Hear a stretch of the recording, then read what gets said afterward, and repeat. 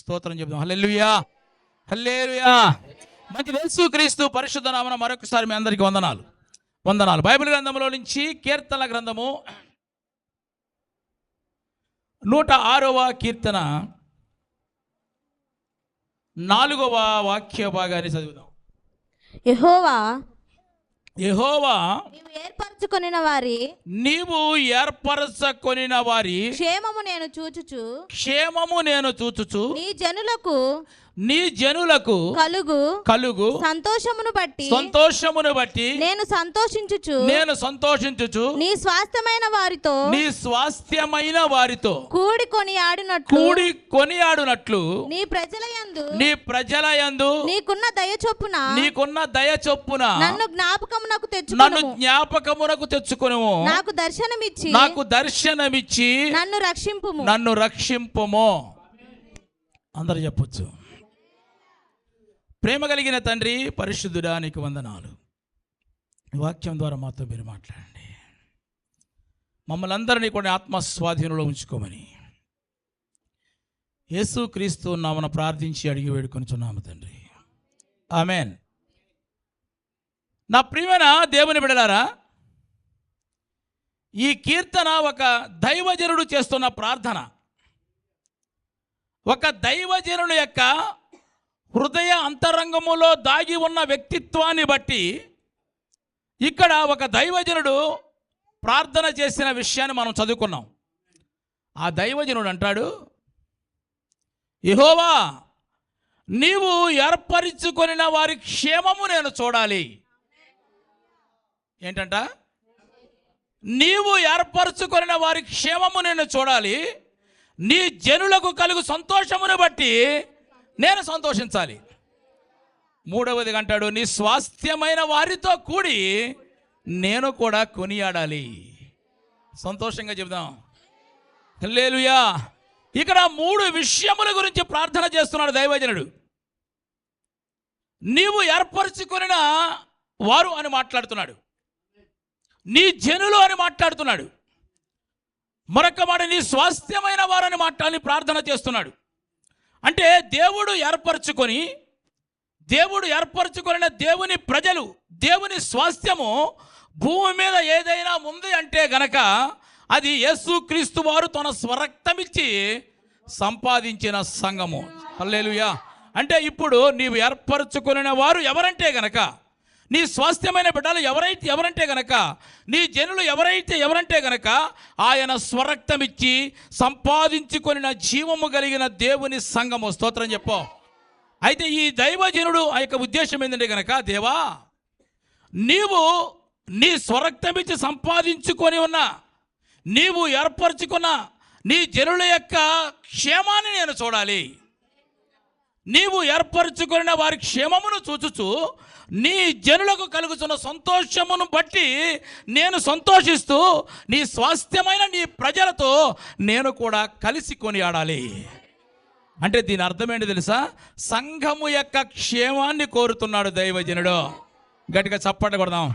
సంఘము క్షేమంగా ఉండాలి. మా సంఘం యొక్క క్షేమాన్ని కోరుతున్నాడు. అంటే సంఘం యొక్క క్షేమాన్ని కోరుతూ, సంఘం యొక్క సంతోషాన్ని చూస్తూ, సంఘ బిడ్డలందరితో కలిసి నేను కూడా కొనియాడి నిన్ను స్తుతించాలి అంటున్నాడు. హల్లెలూయా. కాబట్టి ఈ దైవజనుడి యొక్క ఉద్దేశము, ఆయన యొక్క ఆంతర్యములో ఉన్న ఆలోచన అంతా కూడా ఏంటంటే, సంఘం క్షేమమును చూడాలి. నా సంఘము క్షేమంగా ఉండాలి. సంఘమునకు కలిగే సంతోషములో నేను సంతోషముగా ఉండి నేను వారితో కూడా కలిసి నేనేం చేయాలంటే కనుక కూడి నేను కూడా ఆరాధన చేయాలనుకుంటున్నాడు. అంటే ఇక దైవజనుడి యొక్క ఉద్దేశం మీకు అర్థమవుతుంది. ఇక్కడ సంఘ క్షేమమే తన ప్రాణమైపోయింది. హల్లెలూయా. దైవజనుడి యొక్క తాపత్రయం ఏంటి తెలుసా? చాలాసార్లు ఎలా ఉంటుందంటే కనుక, సంఘము నాకు ఏమైనా ఒకవేళ నష్టము వాటిల్లుతుందేమో, సంఘము ద్వారా దేవునికి రావలసిన మహిమ రాకుండా పోతుందేమో, సంఘములో ఏమైనా సమస్యలు ఒకవేళ వస్తాయేమో, సంఘములో ఏమైనా సరే వివాదాలు తలెత్తుతాయేమో, విభేదాలు పుట్టించేవారు ఎవరైనా ఒకరుంటే కనుక వారి ద్వారా సంఘానికి నష్టం కలుగుతుందేమో, విశ్వాసికి మధ్య ఉండవలసిన ప్రేమ తగ్గిపోతుందేమో రాను రాను. అక్రమం విస్తరించడం ద్వారా అనేకుల ప్రేమ చల్లారిపోతుందని వాక్యం ఉంది కదా, అలా అనేకుల ప్రేమ ఒకవేళ చల్లారిపోతుందనేమో, సంఘములో ఉన్న ఆత్మీయత ప్రజల్లో నుంచి ఒకవేళ తగ్గిపోతుందేమో, భ్రష్టులైపోతారేమో అని, వాక్యమునకు అవిధేయులైపోతారేమో ఒకవేళ అని, ప్రియమైన దేవుని బిడ్డలారా, అదే శ్వాస, అదే ఆహారముగా, అదే పానీయముగా ఎప్పుడు కూడా ఆలోచిస్తున్న వాడే దైవజనుడండి. నా సంఘమునకు క్షేమం కలగాలి, నా సంఘమునకు క్షేమం కలిగినప్పుడు నేను సంతోషించాలి, సంతోషిస్తూ ఉన్న ప్రజలతో కలిసి నేను కూడా చెప్పండి కొనియాడాలి. హల్లెలూయా. అందుకే ఆ కొరింథీ సంఘమునకు అపోస్తలుడైన పౌలు గారు రాస్తూ అంటాడు, క్రీస్తు యేసులో ఉన్న యేసుకు మీకు మధ్య ఉన్న సరళత నుంచి, ఒకవేళ భక్తి నుండి, ఒకవేళ విశ్వాసము నుండి, అనుబంధము నుండి ఎక్కడైనా ఒకవేళ తప్పిపోతారేమో, సాతానుడు మీ మనస్సులను చెడగొడతాడేమోనని నాకు చాలా భయం వేస్తుంది అంటాడు.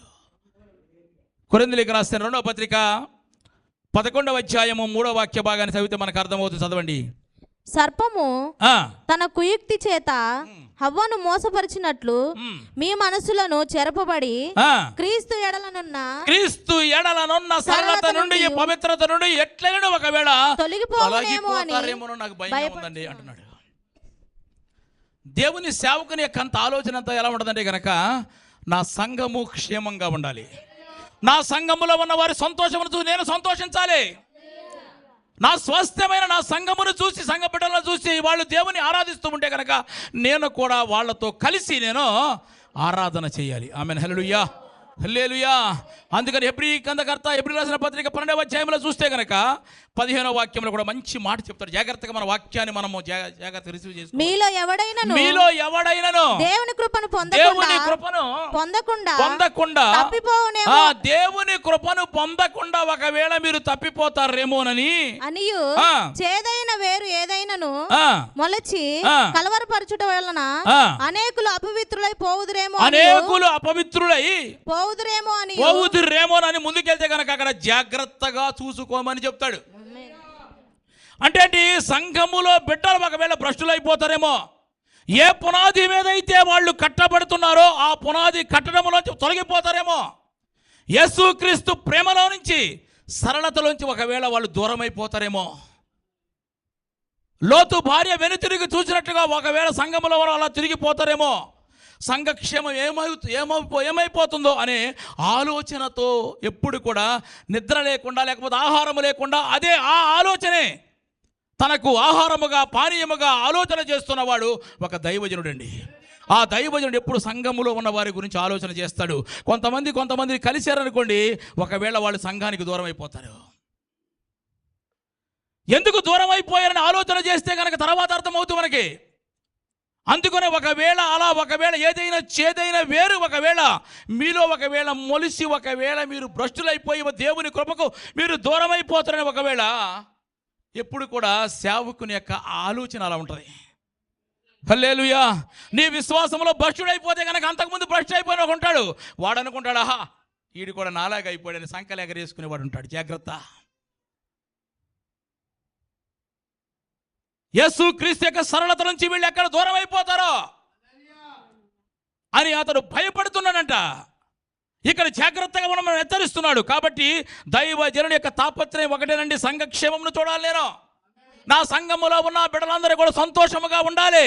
వారి సంతోషముగా వారు దేవుణ్ణి ఆరాధిస్తూ ఉంటే కనుక నేను వారితో కూడా కూడి నేను కూడా ఆరాధించాలి. ఆమేన్. హల్లెలూయా. అంటే నా ప్రియమైన దేవుని బిడ్డలారా, సంఘ బిడ్డల యొక్క ఆత్మీయ ఎదుగుదలే దైవజనుని యొక్క ఆలోచన.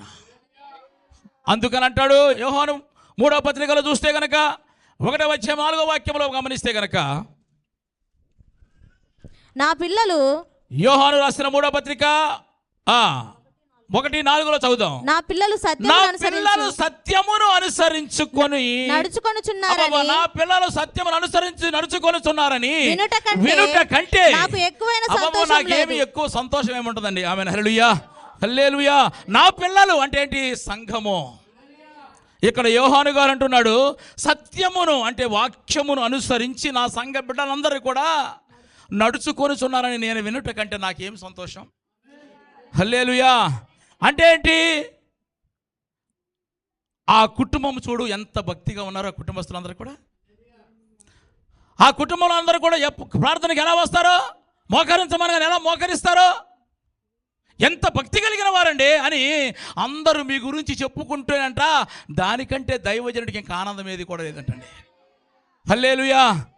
కాబట్టి వాళ్ళను చూడగానే, ఇదిగో సంఘ బిడ్డలను చూడగానే వీళ్ళు ఆత్మీయంగా బలపడిన వారు, వాక్యం అనుసరించి నడుస్తున్న వారు, చాలా భక్తి కలిగిన కుటుంబం అని వాళ్ళ గురించి మీ గురించి ఎవరైనా మాట్లాడుకొని ఉంటే కనుక అది సేవకుడు వింటే దానికంటే సంతోషం ఏముందండి. హల్లెలూయా. దేవుని వాక్యము ద్వారా ఎంతమంది పిల్లలైతే నేను కన్నానో, ఆమెన్, ఆ ఆత్మీయ పిల్లలు సత్యమును అనుసరించి నడుచుకొనుచున్నారని అనేకులు చెప్పుకుంటారు. శివా, ఇక దానికంటే సేవకునికి కావాల్సింది ఏముందండి? అంటే సేవకుడు సంఘ క్షేమమును చూసి సంతోషిస్తున్నాడు. నా సంఘములో ఉన్న బిడ్డలందరూ కూడా వాక్యాన్ని అనుసరించి నడుస్తారండి. వీళ్ళందరూ కూడా వాక్యమును అనుసరించి నడుస్తారు.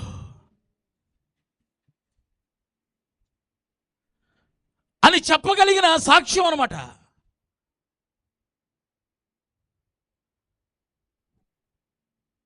అలా చెబుతున్నారు అనుకోండి మీ గురించి, అసలు అంతకంటే కావాల్సింది ఏముందండి?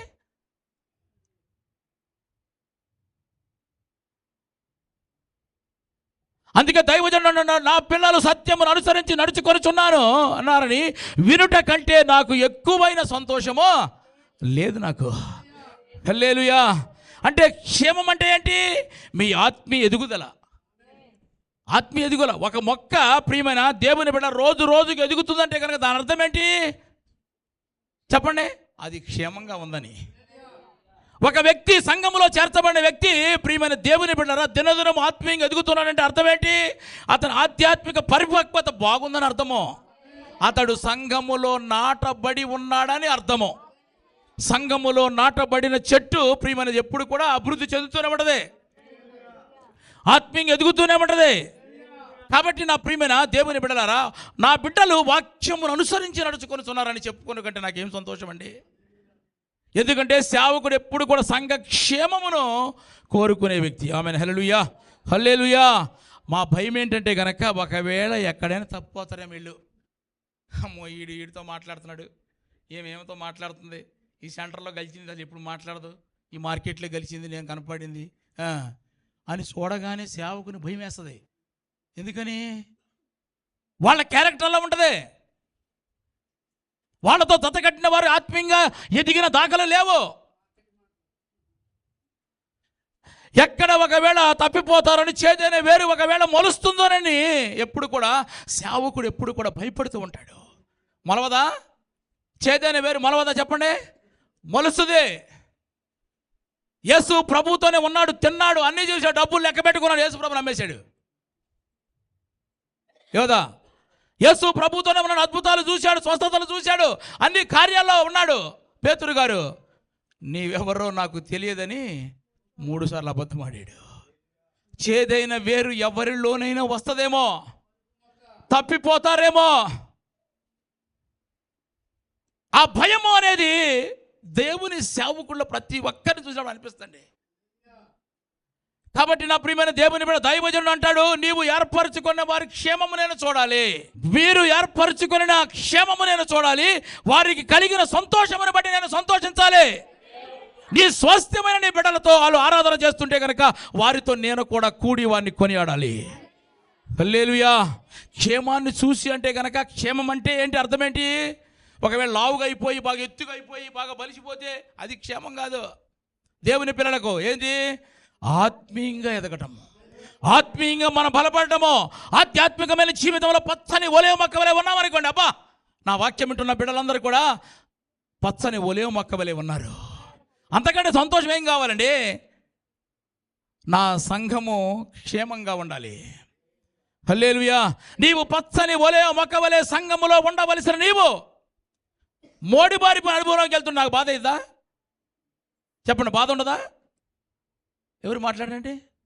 బాధ ఉండదా మీకు? నీ పిల్లలు చెడిపోతే నీకు బాధ ఉండదా? నీ పిల్లలు ఆధ్యాత్మిక ఎదగపోతే నీకు బాధ ఉండదా? చేదైన వేరు మొలిచి ఒకవేళ తప్పిపోతే కనుక నాకు బాధ ఉండదా? ఎంత వాక్యమును బోధించి వాక్యమును ప్రకటించి సత్య వాక్యమును మనం ప్రకటిస్తున్నాం. మనం అందరం కూడా వాక్యం వింటున్నాం. మనం అందరం కూడా వాక్యంలో ఎదగకపోతే కనుక పచ్చని ఒలే మొక్క వలె ఎదగకపోతే కనుక, నువ్వు మూడని అనుభవంలోకి వెళ్ళిపోతే కనుక సేవకునికి బాధ ఉండదా? సేవకుడు అంటాడు, నా పిల్లలు సత్యమును అనుసరించి నడుచుకుంటే కంటే నాకు దానికంటే సంతోషం ఏముందండి.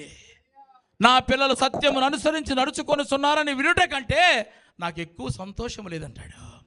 అంటే ఈ వాక్యాన్ని బట్టి మనకి ఏం అర్థమవుతుంది? ఇప్పుడు సేవకుడు సంఘ క్షేమాన్ని బట్టి, చెప్పండి కొంచెం గట్టిగా, సంతోషిస్తున్నాడు.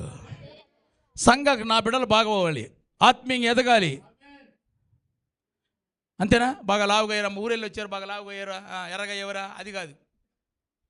ఇన్ని సంవత్సరాలుగా వాక్యం వింటున్న నీవు పచ్చని ఒలే మొక్క వలె ఉంటే, ఎదుగుతుంటే కనుక చాలా సంతోషిస్తాడు సేవకుడు.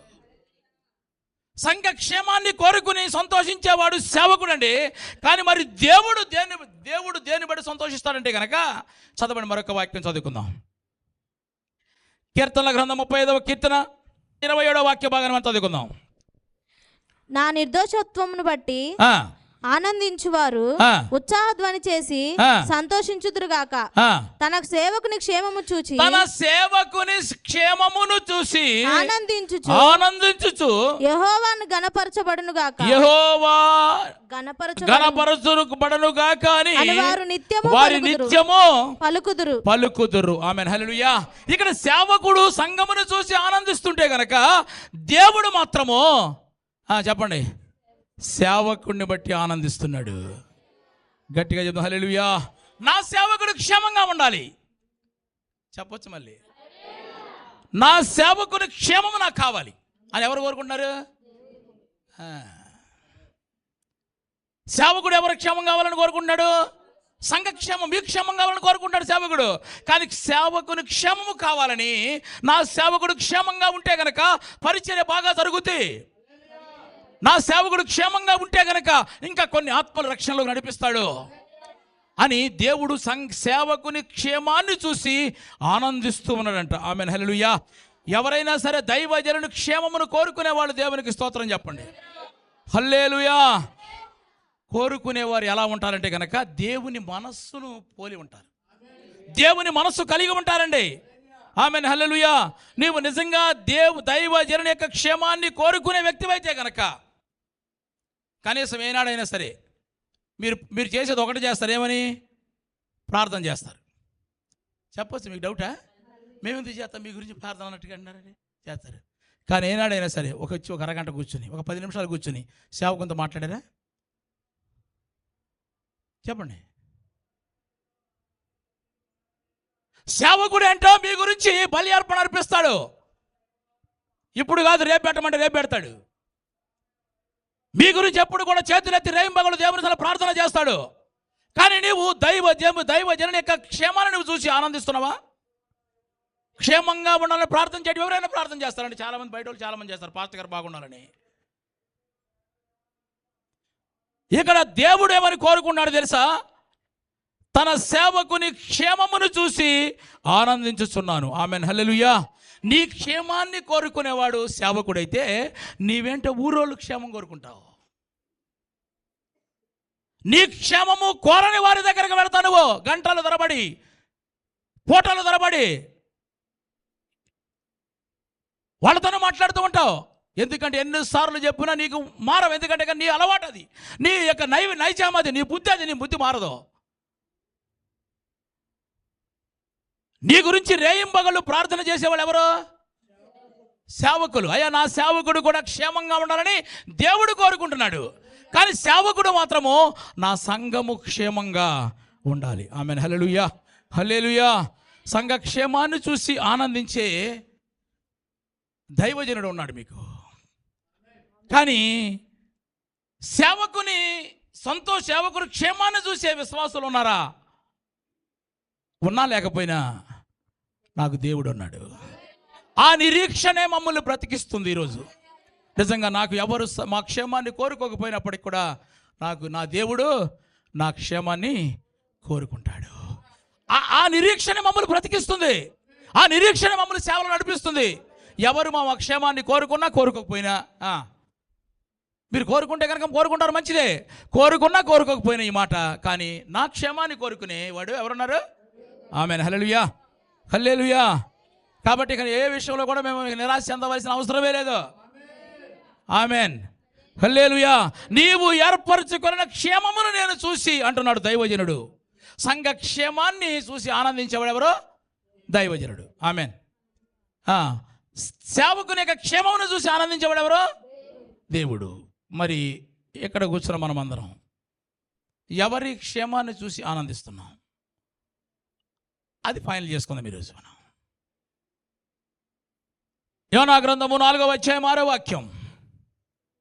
దేవుడైన యెహోవా సొర చెట్టు ఒకటి ఏర్పరచి అతనికి కలిగిన శ్రమ పోగొట్టుటకై అది పెరిగి యోనా తలకు పైగా నీడ ఇచ్చినట్లు చేసెను. ఆ సొర చెట్టును చూసి యోనా బహు సంతోషించును. ఆమేన్, హల్లెలూయా. ఇక్కడ దేవుడు సొర చెట్టును పుట్టించాడు. అక్కడ దేని కొరకు? కొంచెం నీడేస్తే గనక మనోడు కొంచెం అలసట తీసుకుంటాడు అని, అంతేనా? నీడ కొరకు సొర చెట్టుని దేవుడు సృష్టిస్తే యోనా అంట ఏం చేస్తున్నాడు చెప్పండి? సొర చెట్టును చూసి నీవేదో బ్రతుకుతావని నీకు ఒక ఉద్యోగం ఇచ్చాడు దేవుడు. నీవు భార్యతో కలిసి వస్తావని నీకు ఒక మంచి భార్యను ఇచ్చాడు దేవుడు. నీవు సంతోషం కుటుంబంతో ఆనందిస్తావని నీకు ఒక బిజినెస్ ఇచ్చాడు. అది నీకు సొర చెట్టు కాకూడదు. దాన్ని చూసి నువ్వు ఆనందించకూడదు. సొర చెట్టు అండి దేని కొరకు ఇచ్చాడు చెప్పండి? నీడ కొరకు ఇస్తే దాన్ని బట్టి, అంటే అది ఇచ్చిన దేవుణ్ణి పక్కన పెట్టేశాడు మనోడు. దేవుని సేవకుడు అంటే సంఘమును చూసి ఆనందిస్తున్నాడు. స్తోత్రం చెప్పు. దేవుడు ఏంటో సేవకుని చూసి ఆనందిస్తున్నాడు. స్తోత్రం చెప్పు. కానీ కొందరేంటో చెప్పండి, నీడ అది ఎలా ఉంటుంది? అది సొర చెట్టు ఏం చేస్తుంది? సాయంత్రానికి వాడిపోతుంది, అంతే కదా? ఉదయానికి పచ్చగా ఉంటుంది, మధ్యాహ్నానికి నీడనిస్తుంది, సాయంత్రానికి దాన్ని చూసి సంతోషించేవాడికి కొంతమంది. ఇక చూడండి, ఆ సొర చెట్టు నీ ఉద్యోగమే కావచ్చు, ఆ సొర చెట్టు నీకు సంపాదనే కావచ్చు, ఆ సొర చెట్టు నీ కుటుంబమే కావచ్చు, ఆ సొర చెట్టు ఏదైనా కావచ్చు. దాన్ని బట్టి అది ఇచ్చింది ఎవరు? మరి దేవుణ్ణి బట్టి ఆనందించకుండా నీ సొర చెట్టు గురించా? అది ఉదయం చూస్తే పచ్చగా ఉంటుందండి చెట్టు, ఆకులు అలా ఉంటాయి. మధ్యాహ్నం చూస్తే కొంచెం నీడగా ఉంటుంది, ఎండ లేకుండా. సాయంత్రానికి వాడిపోతుంది కదా అది. దాన్ని బట్టి ఆనందించే వాళ్ళు ఈరోజు చాలామంది ఉన్నారు. సేవకుడు ఏంటంటే కనుక వాక్యం అనుసరించి నడుచుకున్న నా బిడ్డలు ఉన్నారు. అలాంటి వారిని చూసి నాకు ఎంతకంటే ఇక సంతోషం ఏముందని ఆయన అంటున్నాడు. నా సేవకుడు ఇంకా బాగా సేవ చేయాలని, అనేక ఆత్మరక్షణ ప్రయాసపడాలని దేవుడు సంతోషిస్తూ ఉంటే కనుక కొందరేంటో చెప్పండి, దేవుడిచ్చిన దాన్ని బట్టి ఆనందిస్తేవారు. దేవుడిని వదిలేస్తారు. నువ్వు సొర్ర చెట్టుని బట్టి నువ్వు ఆనందిస్తున్నావు అంటే అర్థం ఏంటి? నీకు దేవుడు నీకు అక్కరా లేదు, అంతేనా? నీకు ఉద్యోగం బట్టి ఆనందిస్తున్నావు అర్థం ఏంటి? నీ పని బట్టి ఆనందిస్తున్నావు అర్థం ఏంటి? నీ రాబడిని బట్టి నువ్వు ఆనందిస్తున్నావు అర్థం ఏంటి? నీకు దేవుడు అంటే అక్కర్లేదు, నీకు దేవుడు అక్కర్లేదు కానీ అర్థం. అది సొర్ర చెట్టు ఎంతసేపు ఉంటుందండి? అది మొదలెట్ కట్ చేయండి, అంతేనా? ఉదయం పచ్చగా ఉంటుంది, మధ్యాహ్నం నీడనిస్తుంది, సాయంత్రం ఎండిపోతాయి. ఎండిపోయే దాన్ని బట్టి మనం ఆనందిస్తున్నామంటే ఒకసారి ఆలోచన చేయండి. నా స్వరక్తం ఇచ్చి యేసుక్రీస్తు స్వరక్తం సంపాదించిన సంఘమును చూసి దైవజనుడు సంతోషిస్తున్నాడండి. అబ్బా, నా బిడ్డలండి, నా చేత రక్షించబడిన వారు, ఆత్మీయ ఆహారమును తింటూ వాళ్ళు చక్కగా ఆత్మీయంగా ఎదుగుతున్నవారు, ఇవి ఉంటే ఈ కుటుంబాలే ఉండాలి, వీళ్ళ వాళ్ళే ఉండాలి, వీళ్ళు ప్రార్థనా పరులండి, మానకుండా దేవుని దగ్గరికి వస్తారు అని వాళ్ళను చూసి ఆయన ఆనందిస్తున్నాడు. ఇంకా అలాంటి అనేక కుటుంబాలను రక్షణలోకి నడిపించాలని దేవుని సేవకుని బట్టి ఆనందిస్తూ ఉంటే కొందరేంటో, అందరి గురించి మాట్లాడే వ్యక్తి కాదు ఇది, ఇక్కడ కాదు. ఎవరైతే అలా ఉంటారో వాళ్ళు సరి చేసుకోవాల్సిన విషయం. సొర చెట్టును చూసి ఆనందిస్తున్నారు కాబట్టి నా ప్రియమైన దేవుని బిడ్డ, అది నీకు ఉద్యోగమే కావచ్చు, నీ సంపాదనే కావచ్చు, నీ రాబడే కావచ్చు, నీ భార్య కావచ్చు, నీ పిల్లలే కావచ్చు, ఏదైనా కావచ్చు అండి, అది కాదు కదా. అందుకని కన్న బిడ్డల ప్రేమ ఏమైపోద్ది చెప్పండి? కలలా కరిగిపోద్ది కదా. తల్లిదండ్రుల ప్రేమ ఏమైపోద్ది? నీడవలే గతించిపోద్ది. భార్యాభర్తల ప్రేమ అయిపోద్ది మోడి వలె, చివరికి ఫస్ట్ వికసిస్తే తర్వాత మోడి వలె మిగిలిపోద్దండి. కాబట్టి తర్వాత బంధుమిత్రుల ప్రేమ, నూనె ఉన్నంత వరకు ఎలా ఒత్తిరుగుతుందో అంతవరకే ఉంటుంది. అదే అన్నీ ఉన్నప్పుడు అందరూ వస్తారు నీకు కదా నీ దగ్గరికి. ఏమీ లేనప్పుడు ప్రత్యేక కబురు అంపినప్పుడు కూడా, వెళ్ళి కబురు చెప్పినప్పుడు కూడా నీ దగ్గర రారు. అన్నీ ఉన్నప్పుడు అందరూ వస్తారు. చెట్టు మీద ఆకులన్నీ కూడా నిండగా ఉన్నాయని కూడా పక్షులు కలగలా ఎగురుతూ ఉంటాయి, దాని మీద వాళ్తూ ఉంటాయి. ఆకులు రాలిపోయినాయి అనుకోండి, అదే పక్షులు ఒక రెట్టేసి ఈ చెట్టు మంచిది కాదు అని వేరే చెట్టు మీద పోతాయి. అందరూ సొర చెట్టుని చుట్టి ఆనందిస్తున్నారు. ఎంతసేపు నీ కుటుంబం బట్టి ఆనందించడమేనా? ఆనందించదని కాదు. ఎంతసేపు నీ సంపాదన బట్టి ఆనందించడమేనా? ఎంతసేపు నీకున్న ఉద్యోగాన్ని బట్టి ఆనందించడమేనా? ఇదిగోనండి, మా క్షేమమును కోరే కాపరి ఉన్నాడు. ఆ కాపరి ఏంటో మమ్మల్ని బట్టి ఇస్తున్నాడు. మేము ఆరాధిస్తున్న దేవుడు ఏంటో మా సేవకుని బట్టి ఆనందిస్తున్నాడు. మరి మేమేంటో, మాలో కొందరేంటో సొర చెట్టును చూసి ఆనందిస్తున్నాం. నా ప్రియమైన, ఏ గుంపులో ఉన్నామో మనం తెలుసుకోవాలి. నువ్వు సొర చెట్టును చూసి ఆనందించే వ్యక్తిగా నువ్వు ఉన్నావా? దైవజనుడు సంఘక్షేమమును గురించి సంతోషించినట్లుగా నీవు ఏనాడైనా సరే, నా సంఘము ఇదండి, నా సంఘము గురించి, ఇది కూడా మీదే కదా, చెప్పండి. పాస్టర్ గారిది ఒకళ్ళదేనా సంఘం? మా సంఘంలో ఉన్నవారు ఇలా ఉన్నారు అని ఎప్పుడైనా వాళ్ళని చూసి ఆనందించే స్థితిలో నీ హృదయం ఉందా? మొట్టమొదటిగా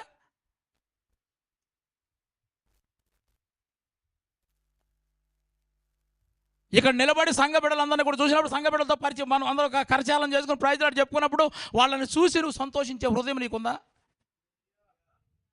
ఇదిగో నా వాళ్ళే వీళ్ళు కూడా ఆత్మీయంగా ఎదుగుతున్నారు, ఎదగకపోతే నువ్వు హెచ్చరిస్తున్నావా?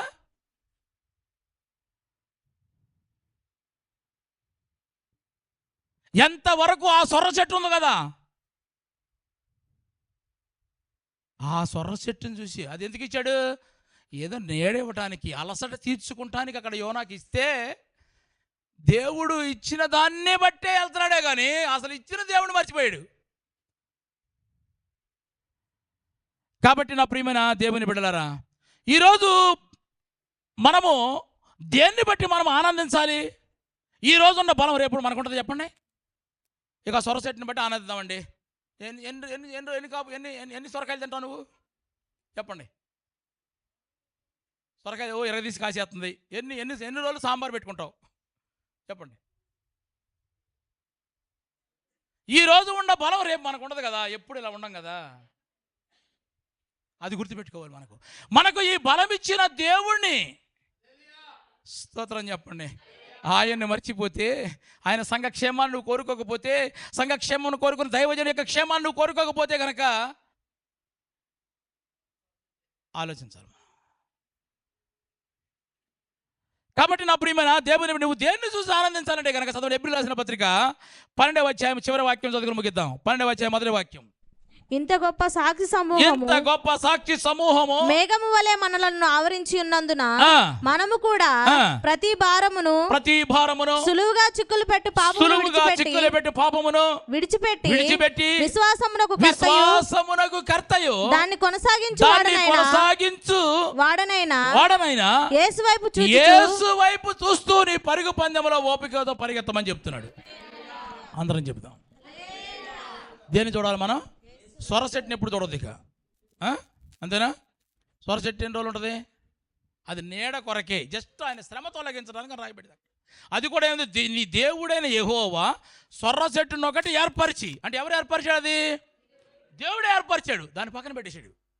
నిజంగా నా దేవుడిని సొర చెట్టుని ఇచ్చాడు ప్రభా, దేవా నీకు వందనాలని చెప్పట్లా, ప్రభా సొరకాయని బట్టి స్తోత్రం అంటున్నాడు.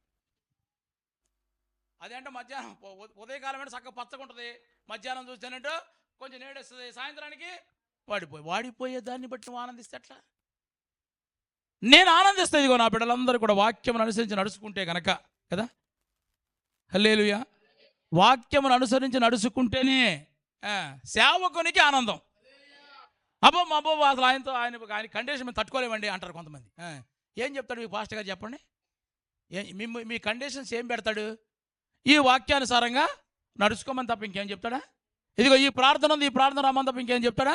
మీకు చెప్పేదే అది కదండి, వాక్యమును అనుసరించి నడుచుకోమని చెప్తాడు కదా, అంతగాని ఇంకేం లేదు. అబ్బా మా పాస్టర్ గారు కరెక్ట్గా వాక్యం చెప్తాడండి, లేకపోతే వాక్యం అనుసరించి చెప్తాడండి అని ఎప్పుడైనా మీరు ఎక్కడైనా చెప్తారా?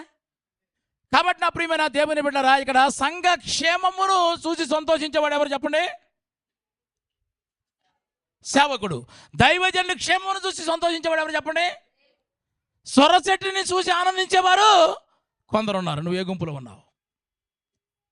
సొరచెట్టు ముఖ్యం అనుకుంటున్నావా? చెప్పండి. అది పెద్ద స్టాండర్డ్ కాదు కదా.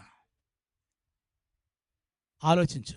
మనము దేన్ని బట్టి ఆనందించాలని చదువుకున్నాం ఇక్కడ ఏంటంటే, విశ్వాసమునకు కర్తయు దానిని కొనసాగించు చూసి యేసు వైపు చూస్తూ మన ఎదుట ఉంచబడిన ఆనందము కొరకై అవమానము నిర్లక్ష్య పెట్టి సిలువను సహించి దేవుని సింహాసనం ముందు కుడి పార్శ్వమున కూర్చున్న యేసు క్రీస్తు ఉన్నాడు కదా, ఆయనను చూస్తూ మనం ముందుకు కొనసాగుదాం.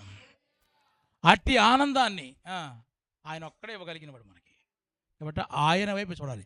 ఆయన ఇచ్చినవన్నీ, మనకు ఉన్నవన్నీ కూడా ఆయన ఇచ్చినాయి కదా, ఇచ్చిన వాటిని బట్టి చూడ ఆనందించకూడదు. ఎప్పుడు గుర్తుపెట్టుకోండి, మీరు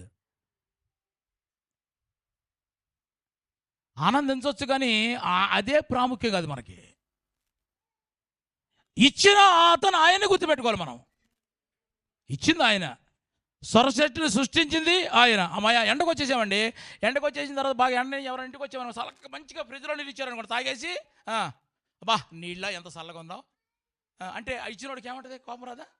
నీళ్ళు ఇచ్చిందవాడు, నేను నీళ్ళు ఇస్తే నీళ్ళు పోగుతుందేంటి నువ్వు? అంతేనా? నీళ్ళు ఇచ్చిన ఆయన్ని మనం ఆయన్ని బట్టి మనం ఆనందించాలి. హల్లెలూయా, హల్లెలూయా. సంఘ కాపరి లేకపోతే సంఘ కాపరి యొక్క ఆలోచన అంతా ఒకటే. ఒకవేళ చేదైన వేరు ఒకవేళ ఏదైనా మొలిసి, ఒకవేళ యేసుక్రీస్తుకి అతనికి ఉన్న మధ్య ఉన్న సరళత నుంచి ఒక దూరం అయిపోతారేమో అని ఎప్పుడు కూడా ఒక వారం చర్చికి రాకపోతే చాలా ఆలోచించాలి. మేము ఎందుకు రాలేదు? వెంటనే ఒకవేళ ఆ ప్రార్థన అయిపోయిన తర్వాత కూడా ఫాలోఅప్ చేస్తానైతే సాయంకాలం లోపు మచ్చడం ఖచ్చితంగా నేను ఫాలోఅప్ చేస్తా. ఎందుకని? ఏం జరిగిందో, ఎందుకు రావట్లేదో. ఎప్పుడు కూడా అదే ఆలోచనతోనే ఉంటాడండి సేవకుడు. ఎందుకంటే నేను వాక్యం చేత పెంచుతున్నాను వాళ్ళని. ఇంత వాక్యమని కూడా వాళ్ళు తప్పిపోతే బాధ నాకే కదా. ఇంత బాధపడుతూ సంఘము గురించి ఆలోచన చేస్తున్నవాడు దైవజనుడు. కానీ దేవుడైతే గనక నా ఎవరి సేవకుడు సంతోషంగా సేవ చేయాలి. హల్లెలూయా, హల్లెలూయా. అది ఎప్పుడు కూడా అట్లా సంతోషిస్తాడు. కానీ మనం ఏంటంటే గనక మనము కూడా ఏంటంటే సొరచెట్లని విడిచిపెడదాం మనం. ఆమేన్, హల్లెలూయా. ఆ సొరచెట్టు ఇచ్చింది ఎవరు? దేవుడు. ఇచ్చిన వాడిని బట్టి ఆమేన్. తల్ల వంచని ప్రార్థన చేసుకుందాం.